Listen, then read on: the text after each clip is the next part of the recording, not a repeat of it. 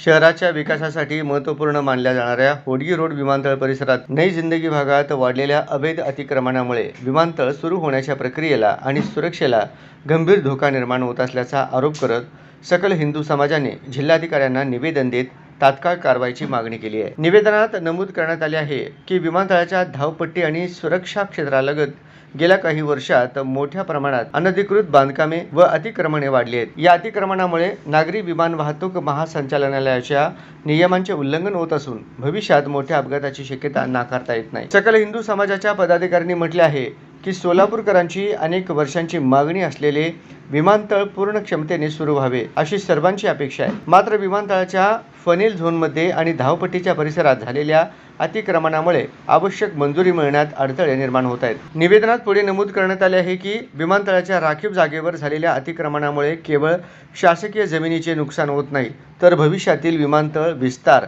आणि night landing सारख्या सुविधांवरही त्याचा परिणाम होऊ शकतो। त्यामुळे भारतीय विमानतळ प्राधिकरणाच्या हद्दीतील सर्व अवैध अतिक्रमणे तातडीने हटवून विमानतळ विकासाचा मार्ग मोकळा करावा। सोलापूरच्या औद्योगिक, व्यापारी आणि सामाजिक प्रगतीसाठी विमानतळ पूर्ण क्षमतेने सुरू होणे आवश्यक असल्याचे सांगत प्रशासनाने या प्रश्नाची गांभीर्याने दखल घेऊन ठोस कारवाई करावी अशी मागणी करण्यात आली आहे। अन्यथा नागरिकांना सोबत घेऊन लोकशाही मार्गाने तीव्र आंदोलन छेडण्याचा इशाराही निवेदनातून देण्यात आला आहे। या निवेदनावर सकल हिंदू समाजासह विविध सामाजिक संघटनांच्या पदाधिकाऱ्यांच्या स्वाक्षऱ्या आहेत। विमानतळ परिसरातील अतिक्रमणाचा प्रश्न पुन्हा एकदा ऐरणीवर आल्याने प्रशासन यावर काय भूमिका घेते याकडे सोलापूरकरांचे लक्ष लागले आहे।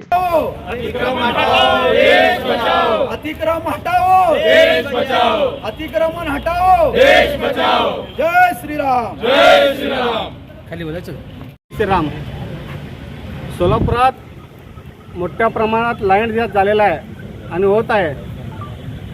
जे नई जिंदगी भागात 1 ते 6 एकरमध्ये लँड जास्त झालेला आहे। उच्च न्यायालयाने आदेश काढलेला आहे की ते शासनाचा जमीन आहे, आदेश काढल्यानंतर पालकमंत्र्यांनी ते नई जिंदगी असो किंवा जुनी जिंदगी असो ते अतिक्रमण आम्ही काढणार असं पालकमंत्र्यांनी ते जयकुमार गोरे साहेबांनी स्टेटमेंट दिल्यानंतर काही लोक आले आणि पालकमंत्र्यांना धमकी द्यायला लावले। आमचं म्हणणं स्पष्ट आहे, कायदा सुव्यवस्था जर तुमच्यामुळे बिघडत असेल तर हे देवाभाऊचं सरकार आहे, त्यांना टोकून काढून अतिक्रमण काढण्यात येणार आहे। हा सोलापूरच्या विकासासाठी काही लोक हे विकास होऊ नये म्हणून षड्यंत्र करत आहेत। आमचं म्हणणं काय आहे, तिथं मुस्लिम आहे म्हणून आमचा विरोध नाही, तिथे काही लोक हिंदू पण आहेत। जे दलाल लोक 2-4 दलाल मुस्लिम त्या लोकांना येड्यात काढून ते जमिनी शासनात जमीन विकलेल्या आहेत। त्याच्यामध्ये महापालिकाचे काही कर्मचारी पण त्याच्यामध्ये सहभागी आहेत, त्यांच्यावर पण कठोर कारवाई झाली पाहिजे। आणि जे दलाली लोक फसवणूक करून बोळेवाड्या लोकांना जमिनी विकले आहेत त्यांच्यावर पण कारवाई झाली पाहिजे।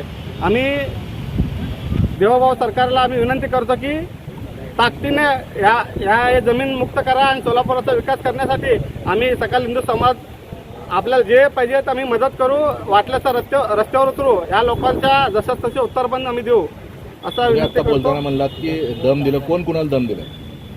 आता मी कोणाचं नाव घेत नाही, तुम्हाला स्टेटमेंटमध्ये काय बुरटे लोक आहेत, पालकमंत्र्यांना धमकी देणे एवढे मोठे नाही।